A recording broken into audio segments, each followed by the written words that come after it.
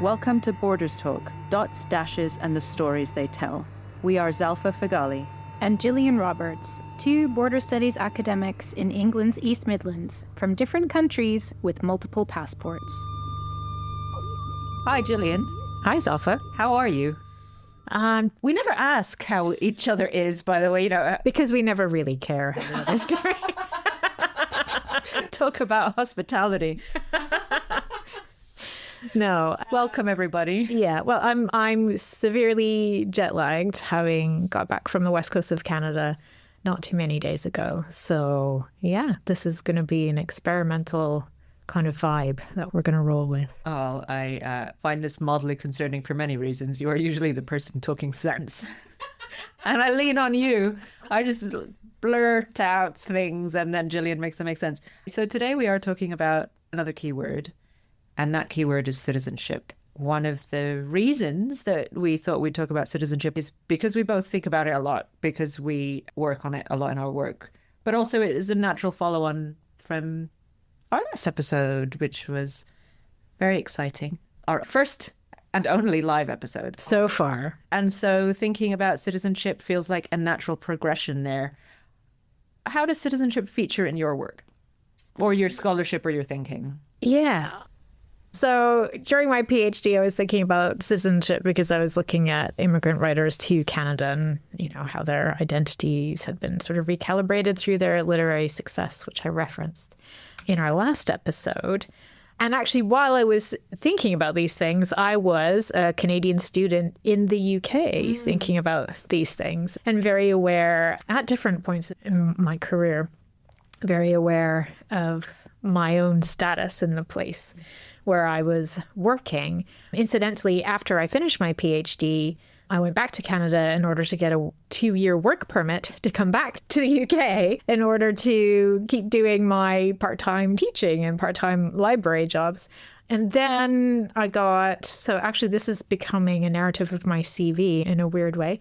Then I went back to Canada to do my postdoc, and then I came back to the UK again to take up a job at what was then Leeds Metropolitan University, now Leeds Beckett University. And then I was in the UK under another kind of visa. And when I changed jobs to move to the University of Nottingham, I had to go through more kind of visa bureaucracy because my initial visa had been tied to that institution, et cetera, et cetera. So when I finally got what is called indefinite leave to remain in this country, I was like, oh, that's great. Now I could stay here. Even if I lost my job, I would still be able to stay here. Lucky duck. Yeah, lucky duck. But that was the first thing I thought of, actually, was this like, oh, I have some rights now. And then when I became a citizen, it was like, oh, I have even more rights. So while I've been thinking about citizenship in terms of my work, I was also going through various processes like these incremental moves towards actually being able to be here. Of course, you can have your citizenship stripped of you as well. So it's never an absolute thing, right? The protection of citizenship. But obviously, thinking about borders so often entails thinking about citizenship and the ways in which citizenship and borders operate in relation to each other, thinking about how borders are kind of sites where citizenship is declared and performed in many ways. How about you? How has citizenship featured in your work? I'm really interested in thinking about, maybe not in my work, but just an interest, I guess, in the way that we conflate citizenship and nationality, which is a distinction that both matters and doesn't matter. But in my work, I like to consider how citizenship is connected to belonging or a lack of belonging, and who makes that determination. Citizenship is also, just again in my past work, but in the work that I'm doing now, it's this tension between having the right paperwork and documentation. So I'm sort of brandishing imaginary documentation. She's brandishing people. She's brandishing. Yeah, watch out. But also the activity of citizenship, so the status or the habitus. And lots of brilliant scholars have theorized and discussed what it means to act like a citizen and what acts of citizenship are. And so I think that's where I'm interested in the gaps between, or the overlaps between having the paperwork and behaving like a citizen, whatever that means, or not having the paperwork and yet still behaving like a citizen, and how you are then welcomed or not welcomed, how you are belonging or not belonging, whether you feel a sense of belonging or whether you are told that you do not belong. So I will not go through my kind of narrative CV in this, but when I came to the UK to do my PhD, in spite of the fact that I have the quote unquote right citizenship, I was still an overseas student because I wasn't a resident. So I was paying overseas fees. And that issue being as it may, it made me pay attention in a whole different way, because I've been thinking about citizenship for a very long time, in a whole different way, what the material consequences of having the right passport but being in the wrong place, and it makes me think a lot about passports, and we between us have a lot of passports. So this morning, one of the things I did was look up quote unquote good passports versus not so good passports and what that means. And there are various ways of ranking passports, and there are different indexes by which you might rank nationalities or citizenship documents. And so who's doing this ranking? Different corporate entities, you might say.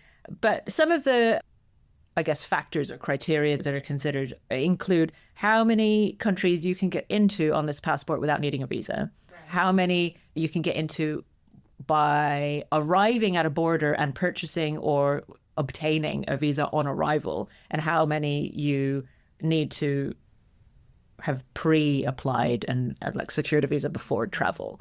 So a lot of the time, those are the three main factors going in. And of course, and that leads us, if we're thinking about the US, which I always end up going back to, which really quite depresses me, it links back to ideas of travel bans and banned countries and citizenships that are totally valid in one place, but are then rendered invalid by another place. So if you are from wherever, then you cannot visit the US. And that's not just about belonging, although you are very clearly being told you do not belong here, so we don't want you.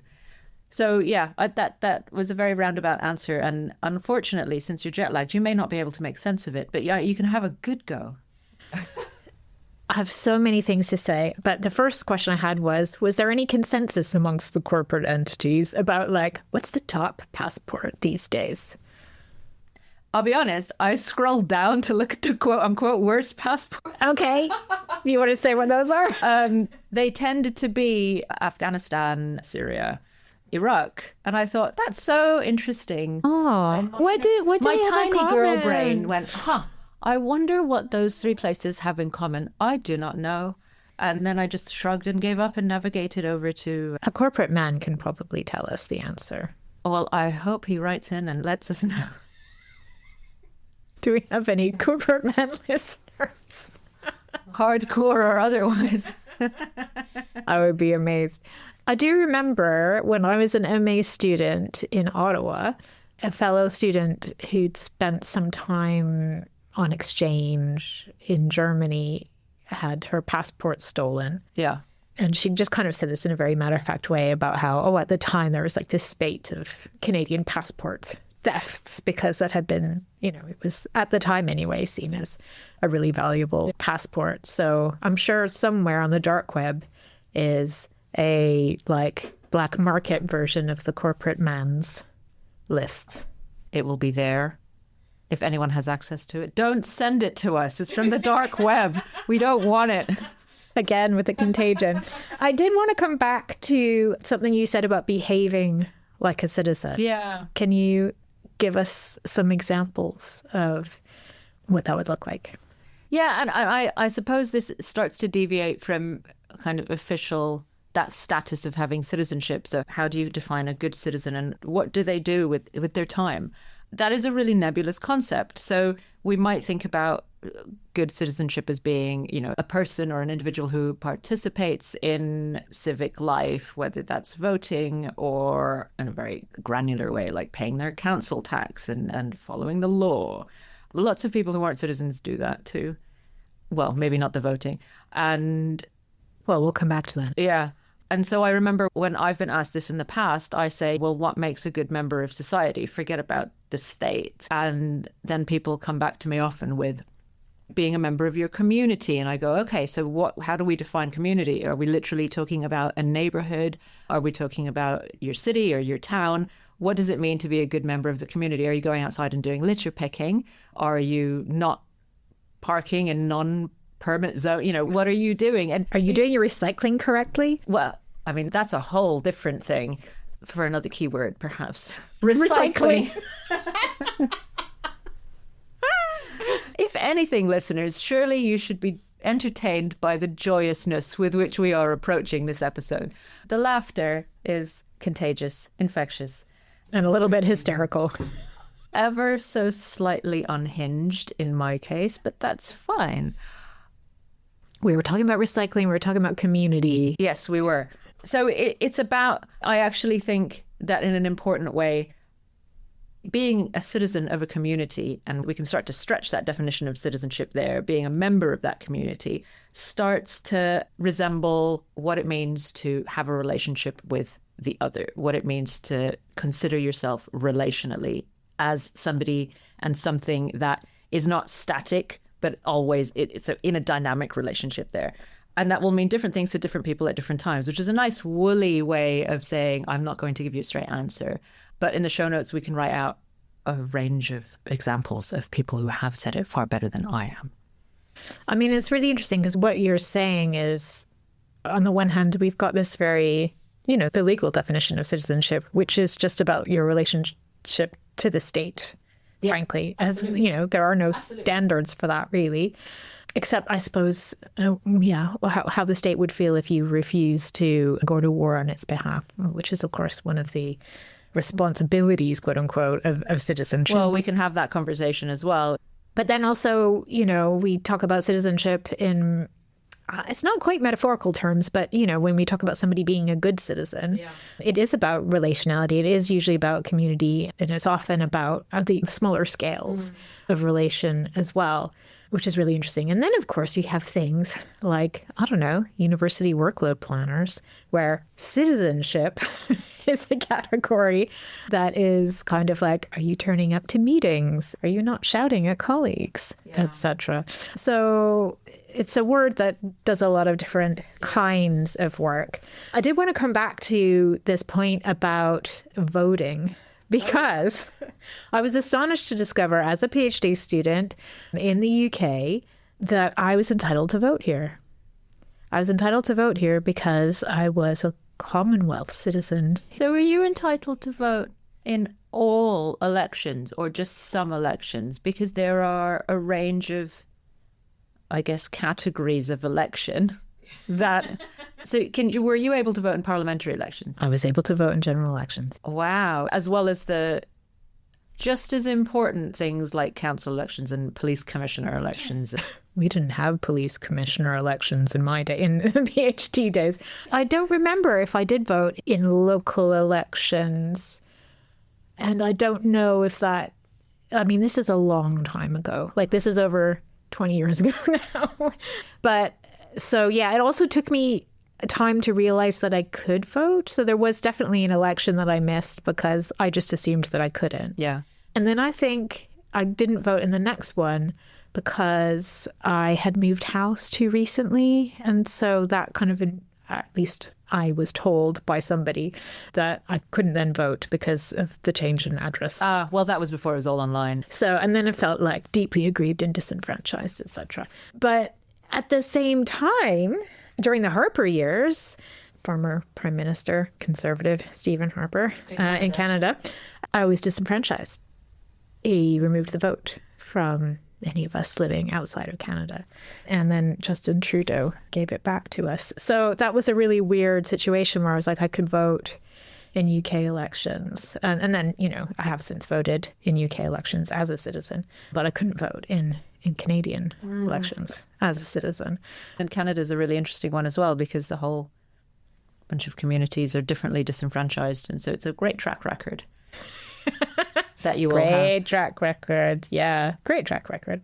And I think one of the other things that you were mentioning about citizenship and nationality, and I think it's put really nicely by the scholar Chelba Kanaganayakam, the dichotomy or hiatus, he calls it, between citizenship and national belonging. right? And one thing I have in the past, asked my students is, well, what's the difference between citizenship and nationality? And actually the ideas they come up with, and I completely understand where they're coming from, but I'm like, oh, but no, there's that exception. No, oh, no, but that doesn't quite work. I thought it was hilarious when I got my first UK passport and it says nationality and then it says British. I'm like, no, but that's not really right, is it? Yeah.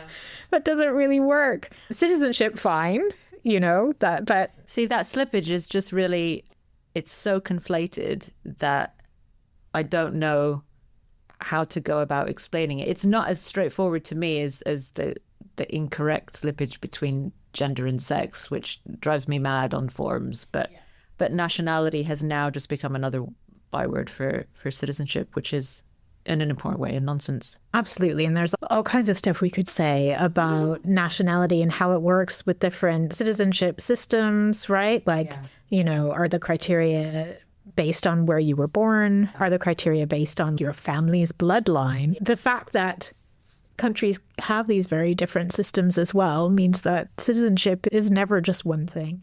There's lots of different complications surrounding it and kind of like semi-citizenship statuses, like how easily can you get a visa? How easily can you get something like an ancestry visa to come to the UK in terms of your grandparents, where they were born, and are you from a Commonwealth country, for instance? That gives you this sort of, I don't know, bit of a shortcut into indefinite leave to remain. So it is really complicated and I think kind of endlessly fascinating. That's a great turn of phrase, because I see what you mean, and I don't disagree with this idea of a shortcut to indefinite leave to remain. But it's a shortcut via empire. Oh, 100%. Which is a kind of shortcut that ignores, and again, I'm not disagreeing with you, there's the invisible time that has already passed. Yeah. That's how long you have waited. And then in the present, you get that shortcut. But that sort of doesn't count. Yeah. The time that's elapsed that is in there. Yeah, and I think, obviously, if we think about those imperial antecedents, British subjecthood was this kind of empire-wide citizenship where presumably you would have equal status as a British subject in different parts of the empire. But we also know that was a farce. Yeah, is a nonsense. And I mean, there continues to be that quite sort of the different categories, or I hesitate to use the word class, but I can't think of a better word right now, but the different statuses of British citizenship. So you can be a British citizen or you can be a British overseas citizen. Yeah. And I recall many occasions where people would say to me, so at various passport checking situations, oh, so you must be a British overseas citizen. And I would, in those younger, much younger, I should say, periods of my life, I would very smugly, because it would annoy them, say, no, I'm a British citizen. And they'd go, oh, how did you manage that? Yeah. But building in that hierarchy, that gets internalized by people on every step of that ladder. Yeah. And that is really interesting, I think. Interesting is a very generic word for that experience, perhaps. I remember years ago now, I think I was still a student, I was visiting home and my great aunt, I think I was speaking to my great aunt, it was at a family gathering, and she was saying how appalling it was that British people couldn't just automatically immigrate to Canada. Could or couldn't? They couldn't just rock up. And I said, well, you know that we can't just rock up there either, right? Did she know that it didn't go the other way? No, I don't think she did. I mean, yes, insofar as I did, as I have spoken about before, I did rock up as a PhD student to do my PhD in the UK, and you can't do that anymore. But like, I couldn't have just stuck around. I couldn't have just immigrated to the UK because I was Canadian. And that is not to say that Canadians don't have valuable passports or preferential relations with the UK, because we are very high up on that super dodgy hierarchy. But at the same time, I just thought, it was interesting that she felt so aggrieved on the part of all those poor British people who aren't able to just come here like they did in the 19th century. Oh, well, sad times. Sad times. Sad times. But yeah, but I think the fact that she didn't think about how that was a reciprocal thing, because we couldn't do that either. But there was a sense that she felt that they were entitled to do that, or they ought to have been entitled to do that. Well, by looking at one index here, the Canadian passport is ranked joint 8th with the UK and Cyprus. Well.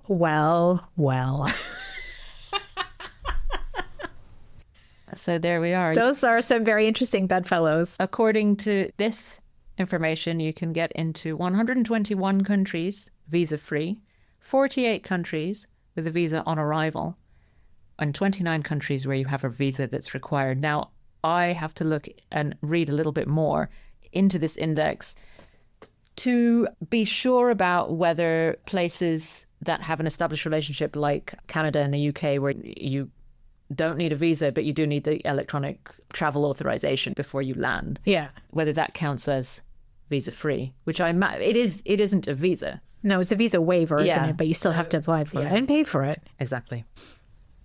Interestingly, many years later, this segues fairly neatly to an experience that I just had on Vancouver Island, visiting my parents with one of our hardcore listeners and our resident 11-year-old. We were going to the shop, and there's a busker.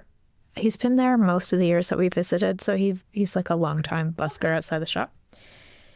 And we were just like passing by, and I just heard this snatch of conversation where I infer, because I couldn't hear what she was saying, to an English immigrant to Canada, that she wasn't an immigrant because she was English, that the word immigrant is reserved for people who are like Russian or Bangladeshi. Oh, that's nice and specific. Yeah. And so I was like, say, what? No? Okay. And then we turned the corner to go to the shop we were going to, and then explained to the 11-year-old that was a racist busker. But, you know, that kind of sense of like, oh, well, again, citizenship versus national identity, like who can be seamlessly Canadian? And if you are a UK immigrant, and I didn't even see this woman, so I don't know what the color of her skin is, but I'm guessing because of the way in which the busker was Welcoming her. And he was a white guy. I assume that she was white. But yeah, just mind blown. Obviously, that's terrible and sucky. That being my very academic evaluation of that encounter. But Peer reviewers would want to see that. Obviously. But it kind of goes back to the way that the word migrant has been weaponized, where it can, in law, most often just literally mean foreign born. And again, the idea of the foreign and the other who is not from quote unquote here, whatever that means. It's a whole different podcast, Gillian. Or maybe it's a whole other podcast. Yeah. I mean, that reminds me of what C. Lynn Smith says, which is that you have a pairing and the opposite of citizen is alien. Right. Speaking of aliens, I have no idea where you're going with that. Impositions. Alien impositions. Yeah, alien impositions. That's right. Because we've been talking about citizenship like it's a great thing. Yes. I mean, it's not such a great thing when you're sent to war by your state. But otherwise, people tend to think of it as like the rights that they get, right? The right to live somewhere, sometimes to live somewhere else. If, say, you were still an EU citizen. But it's not always something that is sought after or welcome, right? Yeah, absolutely. But in particular, a really useful example or a really relevant example of this is the very famous, very well-known, to some people, I suppose, short story by Thomas King titled Borders. That's right. Where a Blackfoot mother and her son are traveling from Alberta to Montana, or trying to, but gets stuck at the border crossing because when asked for her citizenship, the mother says, Blackfoot. This is a story I've taught many times, and this is the context in which I've asked my students to think about the difference between citizenship and nationality, because I think there's a lot of hostility in that story from the American border guards who have guns, of course. And then when they can't get into the States, they have to try and get back into Canada, and they're still not able to cross because the mother is still giving her answer as Blackfoot. Now, in the story, the Canadian border guard, who's female, is younger, I think, than the US border guards. I think she's described as being young. And she's super friendly. And she's really stereotypically Canadian, oh, you guys have a great day, eh? Or, similar to that. That's not an exact quotation, but that's the vibe. That's totally the vibe. And she says, oh, I know someone who's Blackfoot. Do you know my friend? And she says, in response to the mother declaring her citizenship as Blackfoot, oh, I would be proud to be Blackfoot if I were Blackfoot, but you have to be Canadian or American. Yeah. Just tell me which one to put down on the form, Yeah, I think that's the American. That's the American female border guard, but who has her name engraved on her gun. On her gun, yeah. But I think... on the nose, but yeah. Nevertheless, memorable. I always think that Canadian border guard, when she says, I would be proud to be Blackfoot if I were Blackfoot, there's a whole bunch of stuff going on there with Canadianness and white civility and just sort of constructing a benign settler figure. However, I think at that moment we see the distinction between nationality and citizenship, because she is totally cool with Blackfoot as a nationality. What she is not cool with is Blackfoot citizenship. Yeah. And neither of the settler colonial nation states of Canada or the United States, neither of them can afford to recognize Blackfoot citizenship or any other kind of Indigenous citizenship. Absolutely. Because what would that do? That would acknowledge that there is a Blackfoot territory. Yeah. That would acknowledge a sovereignty. That they have stolen it. Yeah. Well, that would acknowledge all kinds of things. So they have to act as though Blackfoot citizenship doesn't exist, and they work to impose a nation state, settler colonial nation state citizenship. If you haven't read the story, here's a spoiler. They do manage to get through. They're trying to visit the sister of the narrator, the young boy, who is spending some time who's temporarily moved to Salt Lake City. The media gets involved, and then with the cameras pointing at the border guards and the mother and son in the car, they wave her through after she says Blackfoot. Again, this is they spent a few days, I think, trapped at the border crossing. So it's a happy ending, but there's a lot going on there. Do they get back? Because that's the end of the story. Yeah. Do they get back? But also, you shouldn't have to have the media present in order for that resolution to come about. But it's also worth saying that, that is a work of fiction. But in reality, famously, the Iroquois nationals trying to, maybe called the Haudenosaunee nationals now, trying to cross borders on Haudenosaunee passports to travel the world to play lacrosse, an Indigenous game, right? All over the world. These are not just items of fiction in Thomas King's story, but these are issues that have persisted long past the publication of that story. And Indigenous passports existed, long before that story as well. It's a great story to sort of introduce students to these different terms and these different ways of thinking about borders, but also it's a great way to start to reflect on what it means to recognize the difference between nationality and citizenship, but also what it means to recognize a state. And recognition of a state can be weaponized in different ways to bear out ongoing settler colonial efforts or not. Gillian? Yes, Alpha? You are jet lagged for a reason. Tell me about a border you have known. I am jet lagged for a reason. I will talk about a border, the one I've just come back from, frankly. Picture it. It was very early on in my PhD. So it was the early 2000s, and potentially it was before 9/11. Not sure it matters in the context of this story, but there you go. I had already started my PhD. I was going home to visit. It might have been Christmas, might have been later than that. I don't know. And I had dutifully filled out the customs declaration. You know, how much are you bringing back? So it might not have been Christmas, actually, thinking about it. Because they ask you, or they did. Anyway, I'm not quite sure what the current practice is, weirdly, around this. I certainly haven't filled out that paper form in quite a while. And I should say, sorry for the endless digressions, that as a dual citizen, a holder of 2 passports, when I travel to Canada, I have to travel in on my Canadian passport. I'm not allowed to travel in on my UK passport. So Oh, that's interesting. I have to go in as a Canadian passport. This is a rule What that happens if this is another digression. What happens if your passport has expired? I don't actually know, but I know that there was a change a few years ago that said they wouldn't allow you in anymore on your other passport.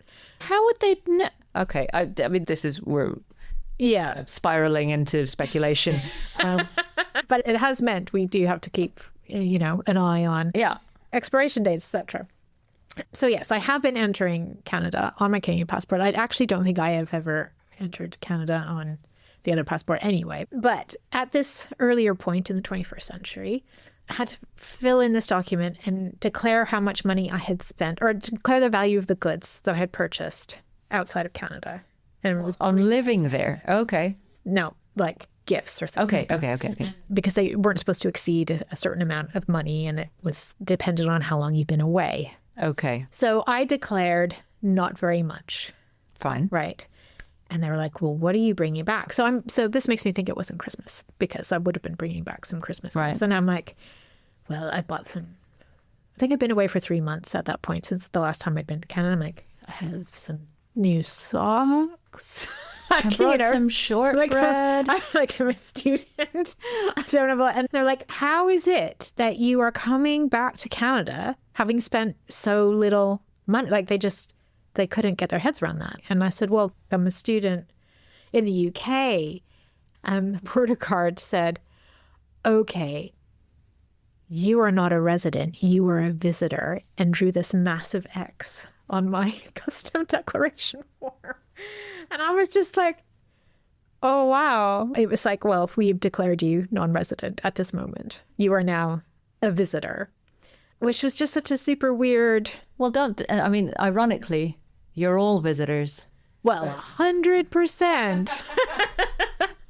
He did not know how right he was. Exactly. Amazing. I didn't come back with that as a rebuttal because I was jet lagged and confused, but also just this like, oh, okay. So yeah, that all of a sudden my relationship to the state was rearticulated. Yeah. It's not that I was no longer a citizen, but it's like, okay, well, we now consider you a completely different category. The whole different belonging. That's really interesting. And takes us all the way back to hospitality, because as we know, everything is always about hospitality, even when you're talking about a different keyword. But I mean, that story actually really reminds me of some of the stories we heard in the last episode. So that is a really nice through line. Well, thank you, Gillian, for sharing your citizenship keyword reflections. You're very welcome. And no doubt we will be back before long with our next keyword. Bye. What borders have you known? Tell us your stories. Until next time, we've been Zalfa and Jillian on the line. Thanks for listening.